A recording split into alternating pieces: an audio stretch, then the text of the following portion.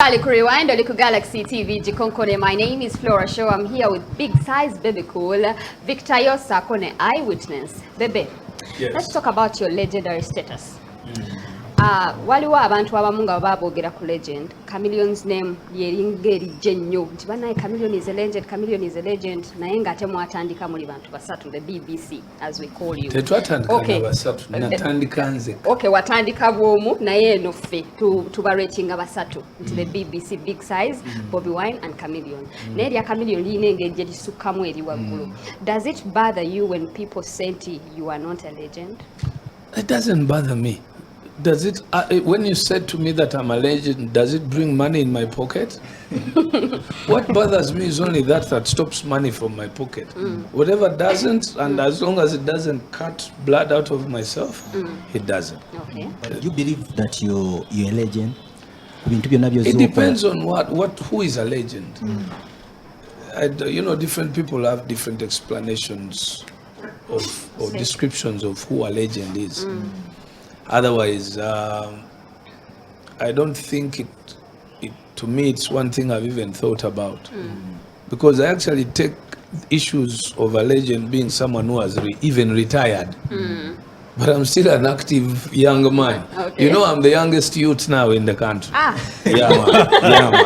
Bebe Cool, the youngest youth. Okay. So I believe legends were more to the side towards retirement, out of the activity. But I just outed an album. Okay. So konsonga yenyini eyo Bebe Bobi ne Chameleon. Olowooza ki ku bantu abagamba nti singa mwegatta mwenna basatu ne mutuwaayo a whole body of work ne mutuwaayo album kuba mujja bbanga abalina abantu be mu mentoringa n'okutujjukizaamu engeri ekintu gye kyatandikamu. What are your thoughts about this? Of course it would be good, but you know, at the moment we're all dealing with different heavier aspects. We're dealing with Bob is dealing with politics on a different totally side, where I'm dealing with politics on a different side. Chameleon is still doing with music, of course, on one side of politics. So the politics has really played a major. It can't allow us to, because Ugandans perceived politics as a weapon of enmity. Yet it should have been a seasonal fruit. Then after that season, you can go back and work together. Otherwise, this would have been the best time. Okay. I'm very sure that as soon as I settle with this song, if this album goes better and better and global, Joseph is one of the people I want to collaborate again with. Okay? Joseph is one of the people I want to show where and what to do quickly, because I know he's capable. Just like I did it in Nairobi, I don't have any problem doing it with him or for him.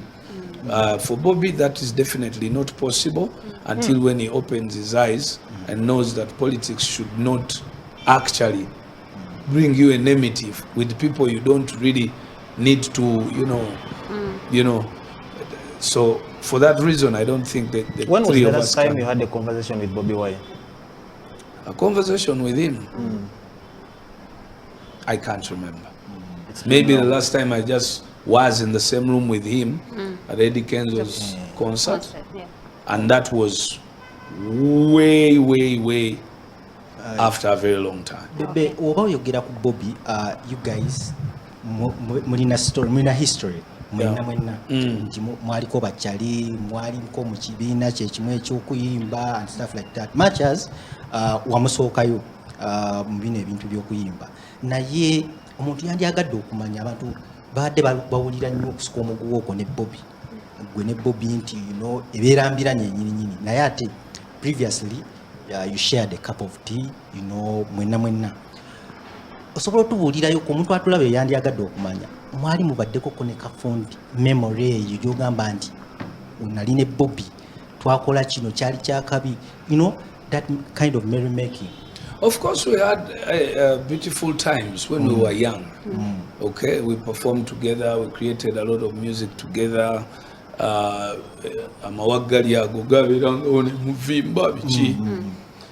Well, you as people who interview or ask questions, you by now you must have learned our characters. My character y'omuntu is what builds what comes next. Bosanga omuntu nga wali olowooza alinga ggwe nga talinga ggwe kiyinza okujjako nnyo nowe protecting.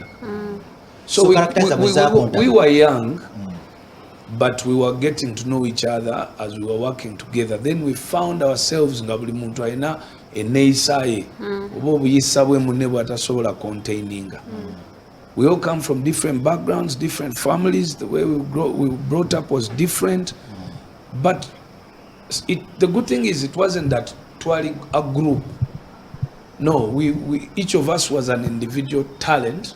We only came in, like when I came in, immediately Joseph came in, immediately Bobi came in. There was also other artists who were there. So I don't see an element that was supposed to be considered nti BBC einakuba together. So as soon as you realize that, then it was very natural and normal for us not to even care about what is between us if one of us is a bad person. Okay. So now the bad is the reason that I can't even remember that we have ever had a cup of tea. Yes. Because tojjukira nti oba muli awo nzijukirayo ebyo by'okuvimba mudduseka, but I don't even remember that we ever had lunch, even sharing the studio, like those we shared. We were working mu Dream Studios, of course. Okujjako Joseph ndowooza yete yali mu Dream Studio. Dream Studio nalimu nze ne Bobi, because Bobi yatandika okurecordinga nga nze mbadde recordinga ne Eddie yawe for quite some time. Wetwogera ku ggwe Bobi Kamiri, tulaba abantu aba-writing a story, abayimbi abalako batambulirako. Otukuretinga ku East Africa, oli established artist ne Africa, ensi ekumanyi. Naye abantu balina questions nti Bebe Cool ovudde Kenya okubye, ensi evunamye, Uganda wano okubye. Naye when you realize nti international performances zo zibaddeko nga if I'm to remember, wakoma performing Rwanda, it was 2018. Kraki kizewe kityo nti mu region gye tumanyi nti Bebe yanoza yagikuba yaginoza taperforminzeeko tugeze Kenya, Tanzania ayinza okubeera ya performinga naye ng'emyaka giyise. Why is it like so? Ogamatana having a biggest show in East Africa? In globally. Yeah. It's a very nice question again. All right. I think the reasons are because I did some things that made me realize a lot of things. Regionally, I had stayed in Nairobi for over 5 years, performing everywhere. There is no art. Neka million tama in Nairobi, Kenya. Gabo njimani. Quite remember me, I did Miss Kenya.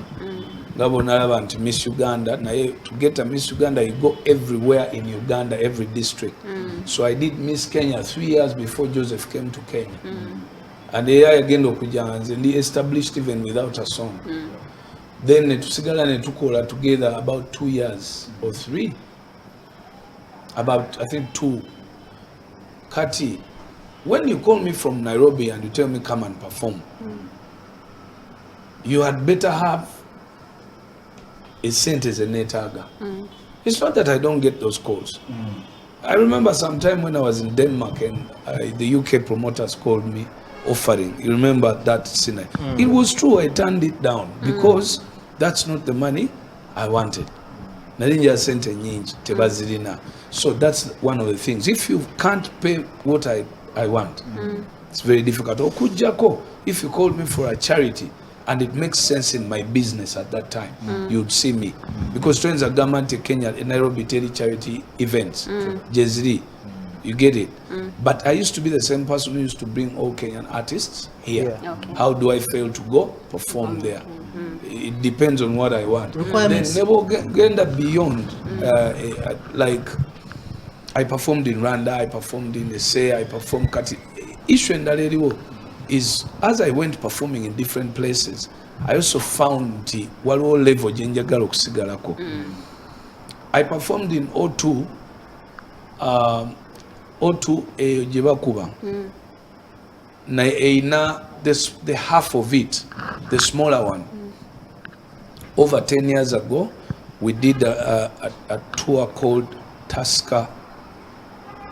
Was it Tusker? We did an event where they hide a bottle of Tusker in a mountain in Ethiopia. So we started looking for it from Kenya. We flew to Ethiopia, up to London, where I performed. That was the first gig that was not Ugandan. Then the next gig I did that was extremely big and no one will ever do it again was the 46664 concert in Hyde Park, London. Kati engeri gye bagitegeka n'engeri gye yali ennene, it was viewed, that concert was on CNN live. Jukira those days tewaliwo bino mu Facebook buchi. No, you only had to be on one TV and that time it was WBS. Yeah. The 1 billion people in the world watched that concert and I had 15 minutes of fame on that concert. Era nja basaba clip eyo njibawe ngenda jibawa mujizanyire ng'abantu.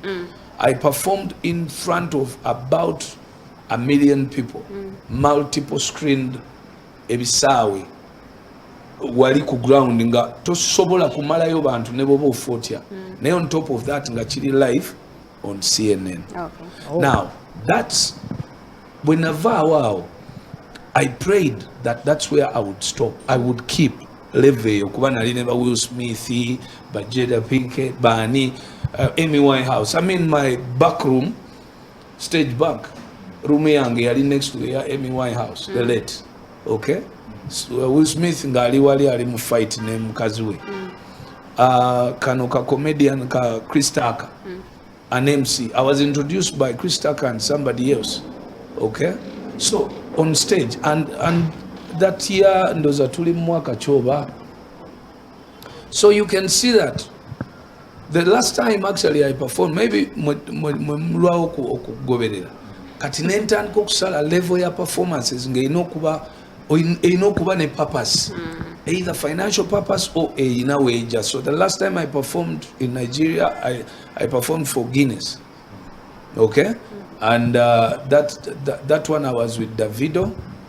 Rio Ferdinand was there. Rio Ferdinand was there, you remember? Yep. Okay, so it seems you had forgotten. That That one is recent, just before COVID. You remember? I think that week, then COVID came the next week. Okay. Because I left Eddie Kenzo in Nigeria. I think we are carried out. Okay, Victor. Mbadde njagala kubuuza ku Bebe Cool nga tuvuddeeyo ne tudda newa Alpha nekegenda ku representinga Uganda ku continent. Oli happy ku Alpha engeri gyakolamu ku Nek okusinga gye yali akolamu ku Express? Well, ebintu by'omupiira, that's a different field where amagezi agazanyibwa oba ebizanyibwa mu mupiira birala ate n'ebizanyibwa eno mu music. Alpha, any footballer, I'll give you an example, mu Real Madrid, yani omulenzi omutayagala okuvaayo, Rodrigo. Yeah. You know very well how good Rodrigo is. But the coach came in and the coach did not favor who? Rodrigo. Nga yeta mzanyira bulungi namuteka ku ntebe ne mujjukira Rodrigo yakuba Champions League yawa Madrid yejja n'ayingira n'akuba goal bbiri sikyo. And that boy has been consistent. He plays very well. But the new coach just came n'agamba a good style of play sijagala. So that happened to Alpha in Express. Mujjukira when he started like this yali ku fire nga ziteba goal nga zitudde ne club. Okay, coach ompya najja all of a sudden namugamba anze gwetula. Now, hey, I don't like your style of play. So you as an agent stroke father toina chakola omwana traininga ali fit omulaba atali mu times where I know ku developing with game time. Nebo bato mwade game time tagenda kola ki ku developing never mtuuza season nearly the rest of the season mga tuddukewo wano tugende ku NEC tetugenda ku NEC kati NEC twagisanga ate nayo ng'erina of course coach abeera alina naye programu ze but yakkiriza okuleeta omwana era mujjukira n'agamba ngenda kufuula alpha very big player naye tategeeza nti agenda mufuula very good player mu mwezi gumu oba mu half season no kitegeeza nti aba amwetaaga. If you notice in Uganda, Alpha I think is the youngest player on the UPL. Emyaka emituufu kati kyonna kankyuka myaka gy'omupiira emyaka emituufu bakujja omupiira kubanga singa nange nalina omukisa ogukuba egya Alpha oyo singa ali 16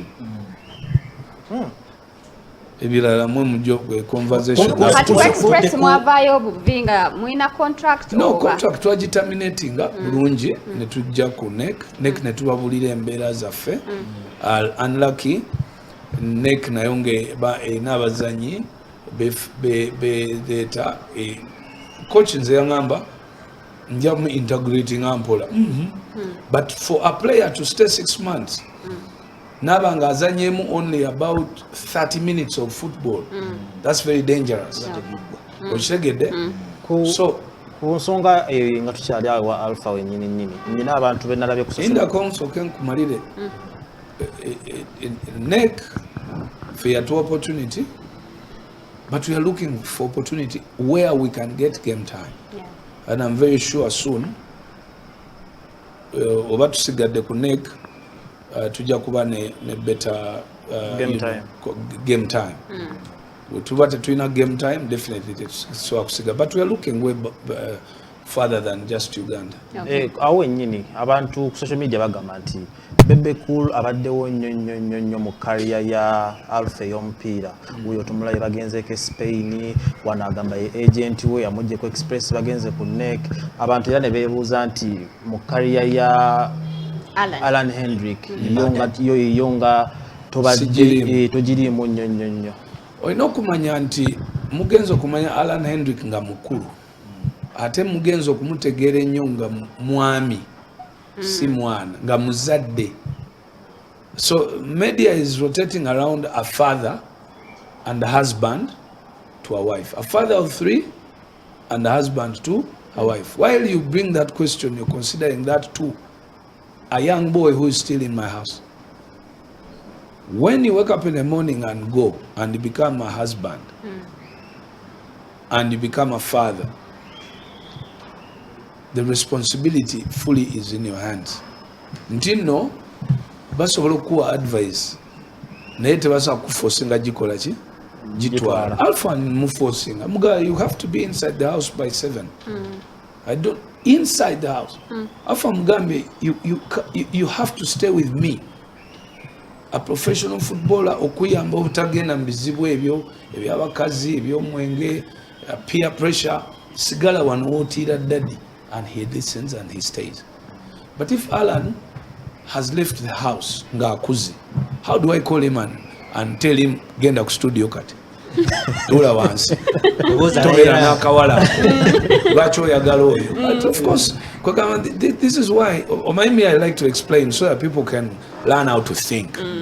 So, I have been part of Alan abadde wakemyaka egyo gyonna nga ne music munda bambeera naye ku stage. Whoever wants clips kweziri ku social media. I have introduced him on stage. I have done everything there. So if he wanted to keep like that, he should be coming on my performances, not me to call him. Wakati yavawe waka, kati musajja. Okitegedde? So bw'aba ayagala kupushinga luyimba lwe oba kumuteka mu ssente. Yazina daddy, I got a song from Nigeria. Naye nteekaamu kaki kasati ezo sigaana $5 10 ezo ziteekamu okuza oluyimba sounding out kamplire luno lwakabiri lujja kukola luno baddemu bakole bwe bati kuba zino ze zitunda. But musically my son is interested in reggae music and he's interested in different things altogether. My father was a politician.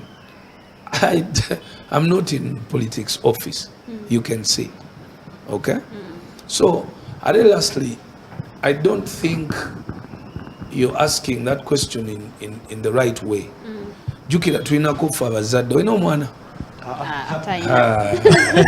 olina mwena temuyina okay so you have to also remember I'm a parent who chooses not to spoon feed children there's a difference between organizing you for your career and spoon feeding you alpha ye akola programs individually just nze kyenemerako kyekino nti he needs the boost Spain inayo mukwano gwo nti waliwo gundi gwe mmanyi nti kale mutabani wange kajjekeyo twagala contact eno nene that's what I do okay tugenda kuddamu tumule muko katono tukyalina big size Bebe Cool tobao